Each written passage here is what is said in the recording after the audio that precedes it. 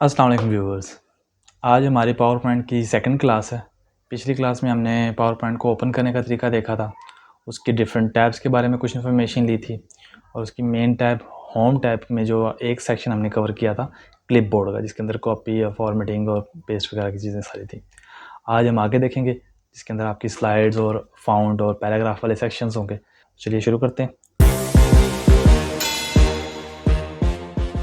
ये हम अपनी पीसी की स्क्रीन पे आ गए।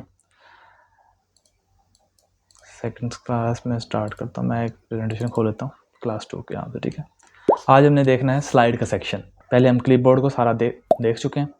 स्लाइड के सेक्शन के अंदर क्या है, सबसे मेन चीज़ तो न्यू स्लाइड, ठीक है ना। आप न्यू स्लाइड पे क्लिक करेंगे, आपके पास एक स्लाइड इंसर्ट हो जाएगी। आप इस एरो के ऊपर क्लिक करेंगे छोटे के, तो इसमें आपको डिफरेंट स्लाइड्स के लेआउट शो हो जाएंगे। जो आपने इंसर्ट करवाना है वो आप इंसर्ट करवा लें। आपने ब्लैंक इंसर्ट करवाना है, ब्लैक इंसर्ट करवा लें, जो आपको ठीक लगे। तो यहाँ से हम सिर्फ स्लाइड इंसर्ट करवा सकते हैं। इसमें ना आपको प्री मेड लेआउट्स मिल जाते हैं जो कि ऑलरेडी बने बनाए हैं इसके अंदर, जिसके अंदर आपको डिफरेंट प्लेस होल्डर मिल जाते हैं टेक्स्ट और इमेजेस के। वो आप इंसर्ट करवा सकते हैं। जिसमें ये टाइटल वाला है, ये सेक्शन हेडर है, ये कंपैरिजन वाला आ जाता है, कंटेंट एंड कैप्शन आ जाता है, डिफरेंट आ जाते हैं, ठीक है ना। तो ये डिफरेंट, ये 7-8 जो इसके अंदर है ना अवेलेबल, ये आप इंसर्ट कर सकते हो। ये आप हम ना खुद भी बना सकते हैं, कस्टम तरीके से अपने हिसाब से भी बना सकते हैं। वो हम आगे जाके देखेंगे कि उनको हम किस तरह से बनाना है, ये डिफरेंट प्लेस होल्डर इंसर्ट करवा के। ये अभी आप परेशान हो कि ये क्या चीज़ है, प्लेस होल्डर क्या चीज़ है, ये मैं आपको समझाऊंगा। प्लेस होल्डर जैसे कि टेक्स्ट का बॉक्स है ना, इसको हम प्लेस होल्डर कहते हैं। यहाँ पे आप अपना टेक्स्ट इंसर्ट करा दो, यहाँ पे करवा दो, यहाँ पे अपने इमेजेस इंसर्ट करवा दो, इनको हम प्लेस होल्डर बोलते हैं। तो ये हम खुद से भी बना सकते हैं अपने, ठीक होगा। इसको मैं भी कर देता हूँ डिलीट। अभी हमारे पास है ब्लैंक स्लाइड, ये चीज़ कवर होगी हमारी। अब देखते हैं लेआउट। लेआउट में भी वही सेम चीज़ है, 20 स्लाइड्स के कौन कौन से लेआउट हमें मिलते हैं, और हम अपने हिसाब से जितने मर्जी लेआउट बना सकते हैं, कोई इशू नहीं है, जो आपको अपना ठीक लगे। जैसे ये एक लेआउट मैंने इंसर्ट करवाया, ठीक है। इसमें मैं यहाँ पे अपना टाइटल लिख लो,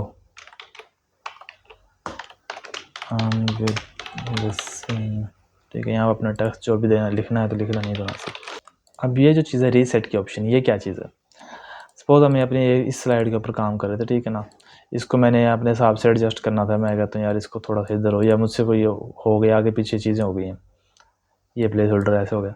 तो अगर आप इस रीसेट के बटन पे दबाओगे ना, तो जो इसकी जो पोजीशन है ना प्लेस होल्डर्स की, ऑटोमेटिकली उस पोजीशन के ऊपर ले जाएगा इसको। जैसे दबाया, ये अपनी पोजीशन के ऊपर चला गया।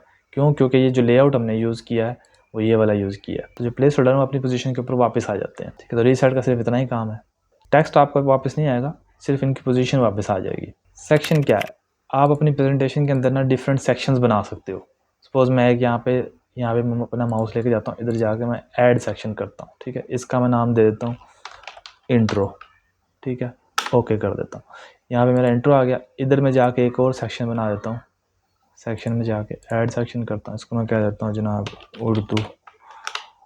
उर्दू से रिलेटेड हमारी 2-4 स्लाइडें आ गई। फिर इधर जाके मैं एक और सेक्शन बना देता हूँ, इसको मैं इंग्लिश कह देता हूँ। सब्जेक्ट से रिलेटेड, मैं वैसे एग्जांपल दे रहा हूँ आपको। ये एंटर कर दिया, इससे रिलेटेड हमारी कोई 3-4 स्लाइड्स आ गई। इस तरह आप डिफरेंट सेक्शंस जो है ना बना सकते हो अपनी अपनी नीड के हिसाब से, ठीक है।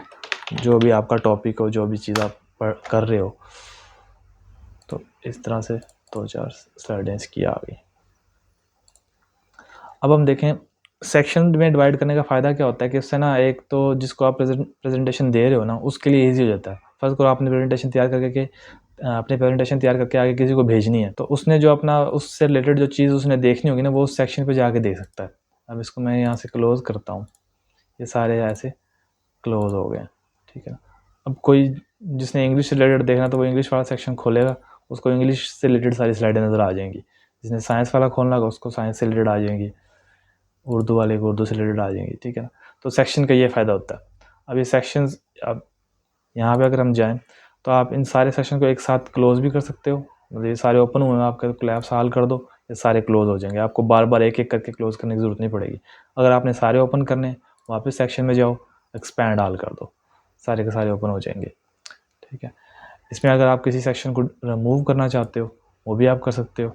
अगर आपने किसी सेक्शन को रिमूव करना है, सपोज मैं इस सेक्शन को रिमूव करना चाहता हूँ, इस पर आप माउस लेके जाएंगे, राइट क्लिक करेंगे, राइट क्लिक से भी कर सकते हैं, इधर आगे भी कर सकते हैं।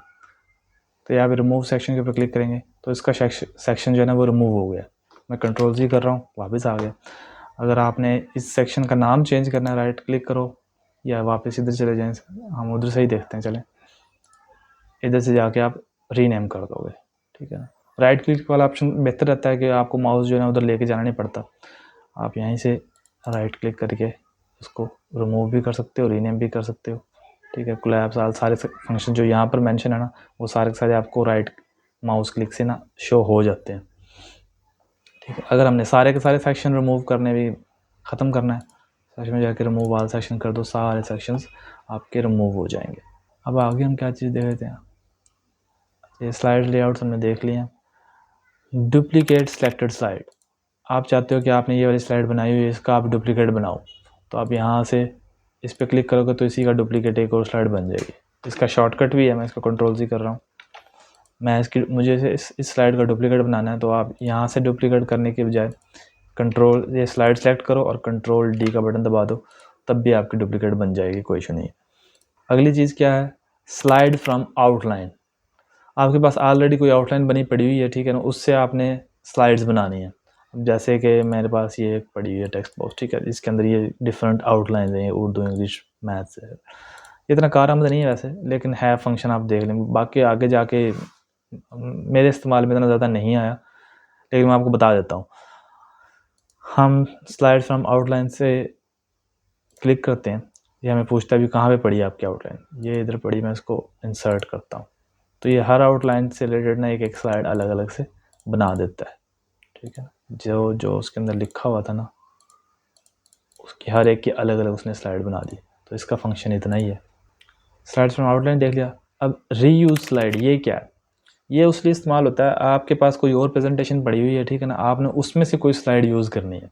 आप इस पर जब क्लिक करोगे ना, तो आपसे पूछेगा जी आपने कौन सी प्रेजेंटेशन से स्लाइड उठानी है, तो वो आप ब्राउज़ करोगे यहाँ से। मैं कहता हूँ जी मेरी प्रेजेंटेशन क्लास 1 में ये वाली, इसके अंदर एक ही स्लाइड पड़ी है, वो ही मुझे चाहिए। ये मेरे पास एक ही स्लाइड शो होगी, जितनी स्लाइड होगी ना वो सारी सारी यहाँ पे आपके पास शो हो जाएगी। मैं कहता हूँ मुझे ये स्लाइड यूज़ करनी है, तो वो यहाँ पर यूज़ हो जाएगी। तो ये फंक्शन इसलिए इस्तेमाल होता है रीयूज स्लाइड के लिए, किसी और प्रेजेंटेशन से आपने कोई चीज़ उठानी हो तो स्लाइड सेक्शन के अंदर यही है सारा कुछ। 3-4 चीज़ें थी जो मैंने आपको बता दी हैं। एडवांस जो ये लेआउट कैसे बनते हैं हम आगे जाके देखेंगे और उसमें